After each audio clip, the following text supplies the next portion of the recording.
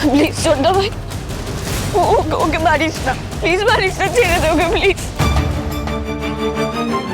রূপসা, তুই এখনো ওর হয়ে কথা বলছিস? তোর গন্ডারের চামড়া, এত অপমানিত হলি, আমরা সবাই হলাম, তারপরেও তোমার এখানে আসা উচিত হয়নি কৌশিক। তুমি প্লিজ চলে যাও, প্লিজ যাও। রূপসা, কৌশিক, আমি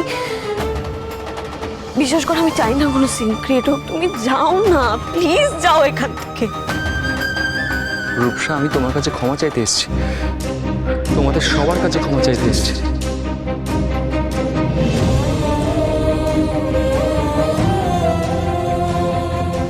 যেটা হয়েছে সেটার জন্য আমরা কেউ তৈরি ছিলাম না, কিন্তু আমার মা যেটা করেছে সেটা ক্ষমার অযোগ্য আমি জানি। তাও আমি আপনাদের সবার কাছে ক্ষমা চাইতে এসেছি। রূপসা, কৌশিক, তোমার মনে হয় ক্ষমা চাইলে সব মিটে যাবে? নবাব, আমি শুধু একটা সুযোগ চাইছি। সুযোগ মানে? কিসের সুযোগ? তুমি বুঝি এখনো আসে আছো রূপসার সাথে তোমার বিয়ে বা কিছু হবে? হবে না।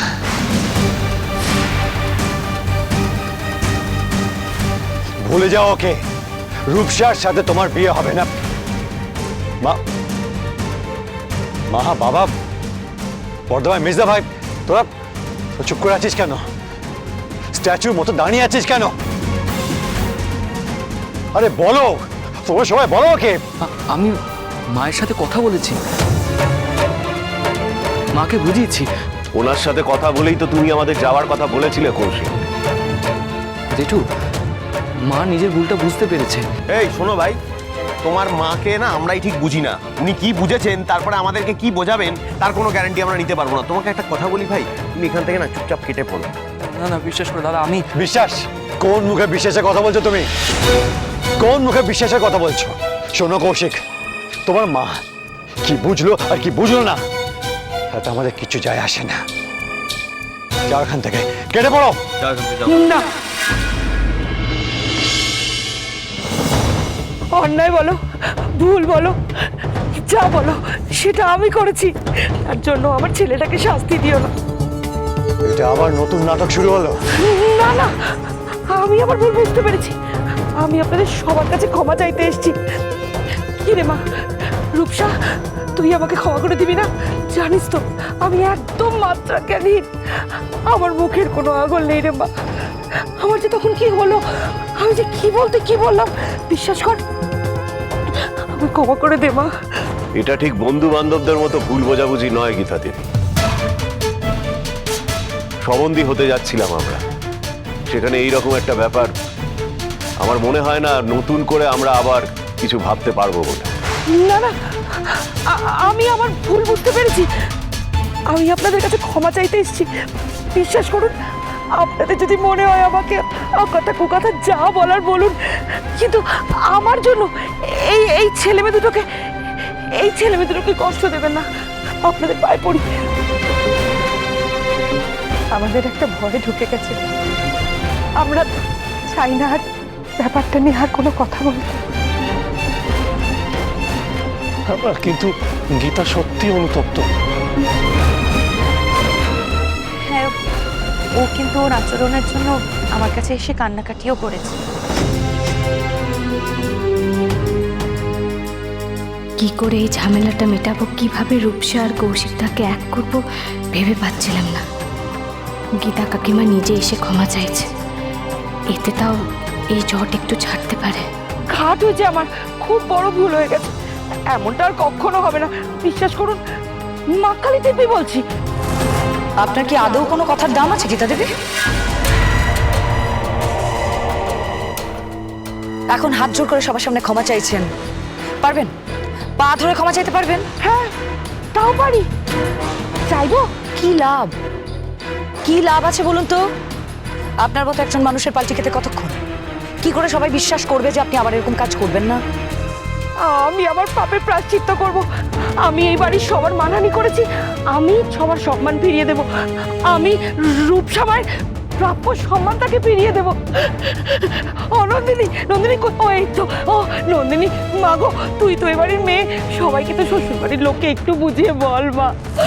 আমি আমার ছেলের মুখের দিকে তাকাতে পারছি না। তুই চাইলে, তোমরা সবাই চাইলে, আমি এখানে নাক্ষর দিতেও রাজি আছি, বিশ্বাস কর। সব নাটক অন্য জায়গায় করবেন। আপনার মতো মানুষ কুকুরের বেকা লেজের মতো, জীবনে কোনোদিনও সোজা হবে না। ও নন্দিনী, এইভাবে ভেঙে পড়তে আমি কাকিমাকে আগে কখনো দেখিনি। অনুতপ্ত বলে এইভাবে বাড়ি বয়ে এসে ক্ষমা চাইছে। মাও তো কাকিমার হয়েই কথা বলল। কেউ কিছু বলছেন না কেন? আপনারা কেউ কিছু বলছেন না কেন বলুন তো? আপনারা কি করলে আমাকে ক্ষমা করবেন বলতে পারেন? রূপসা, রূপসা মারে, তোর কাছে কি করে ক্ষমা চাইলে বল, আমাকে ক্ষমা করবি তুই? ক্ষমা করে দেবো আমাকে।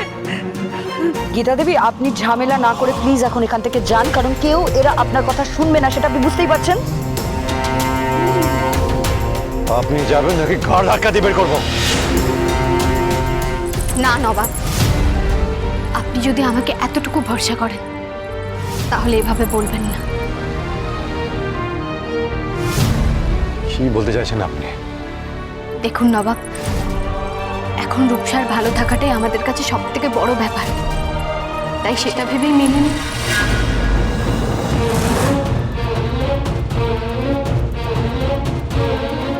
আমার আপনাদের সবাইকে এটুকুই বলার, মা বাবা আপনারা অনেক বড় মনের মানুষ, যদি এইটুকু মানিয়ে নেন তাহলে এই তিক্ততা এখানেই মিটে যেতে পারে।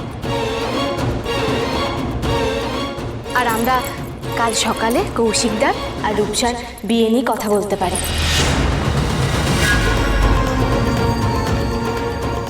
নন্দিনী কথাটা কিছু ভুল বলেনি বাবা। হ্যাঁ, এটাকে যদি একটা দুঃস্বপ্ন ভেবে সবাই ভুলে যায় তাহলে হয়তো কথা এগিয়ে নিয়ে যাওয়া যেতে পারে। বাবা, তুই আর এটা নিয়ে কথা বাড়াস না বাবা, মেনে নে।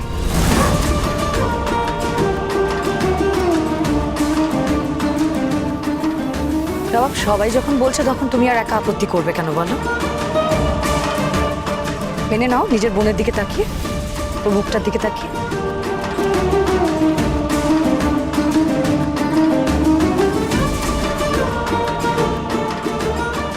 একটা সুযোগ,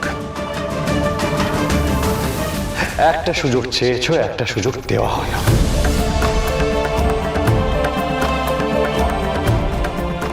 কিন্তু কৌশিক, একটা কথা মাথায় রেখো, এরপর যদি এটা আবার হয় তাহলে রূপসা জন্য ছেলে আমি নিজে রেখে বিয়ে দেব।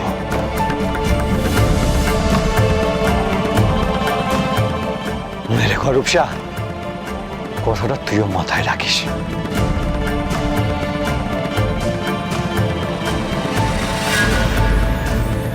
নবাবও ঠিক হয়ে যাবে, তবে দেখো এবার যেন সব ভালোই ভালোই হয়। কালকে তোমরা বড়রা সবাই রূপসা আর কৌশিকদার বিয়ের দিনক্ষণ পাকা করে রেখো।